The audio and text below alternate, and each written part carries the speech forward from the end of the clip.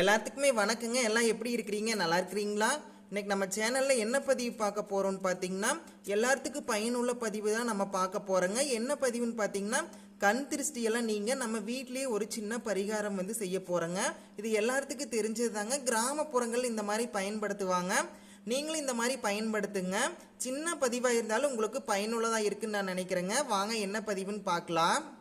வியாழக்கிழமை ஞாயிற்றுக்கிழமை நார்மலாக பார்த்தீங்கன்னா நம்ம இரவு நேரங்கள், அதாவது அந்தி சாயும் நேரம்னு சொல்லுவாங்க. ஒரு 6 மணிக்கு மேலே சுற்றி போடுவாங்க.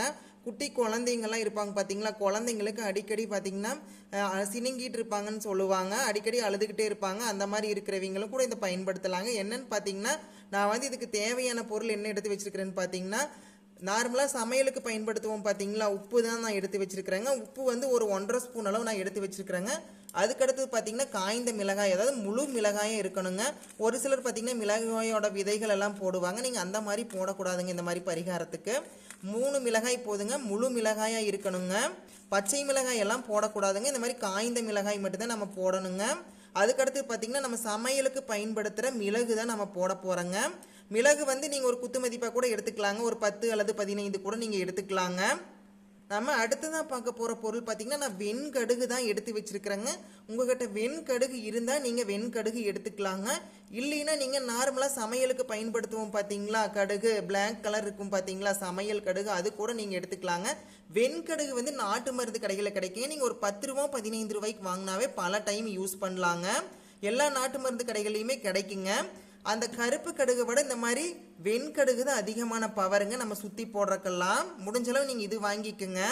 இப்போ நாம் பார்த்தீங்கன்னா 4 பொருட்கள் எடுத்து வச்சுருக்கிறேங்க. அதாவது வெண்கடுகு 1, உப்பு, காய்ந்த மிளகாய், மிளகு, இந்த 4 நம்ம எடுத்து வச்சுருக்கிறேங்க. நீங்கள் தேவைப்பட்டால் ஒரு சிலர் பார்த்தீங்கன்னா 4 வழி 3 வழியிலெல்லாம் போகிற மண்ணெல்லாம் இருக்கும் பார்த்தீங்களா, கால் தட மண்ணுன்னு சொல்லுவாங்க. அந்த மாதிரி மண்கள் எல்லாம் எடுப்பாங்க.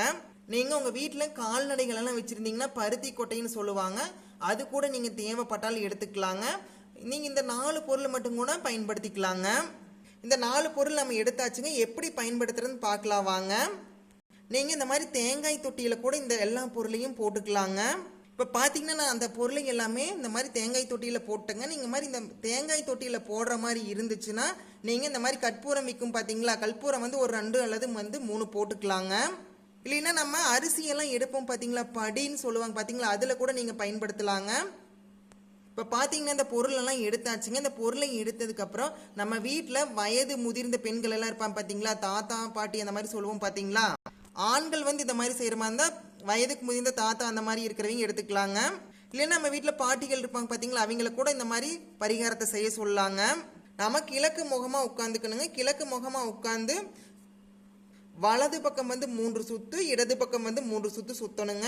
சுற்றுனதுக்கு அப்புறம் லைட்டாக இந்த இதில் எச்ச லைட்டாக 3 டைம் லைட்டாக துப்ப சொல்லுவாங்க. அதாவது ஒரு சாங்கிதத்துக்காக துப்ப சொல்லுவாங்க.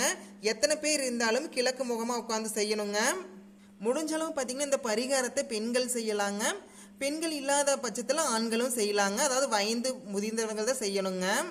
அதுக்கப்புறம் பார்த்தீங்கன்னா இதையே நீங்கள் அப்பார்ட்மெண்ட்லாம் இருப்பீங்க. அப்படி இருக்கிறவங்க உள்ள ஒரு கற்பூரத்தை வச்சு அப்படியே நீங்கள் பற்ற வச்சிடலாங்க.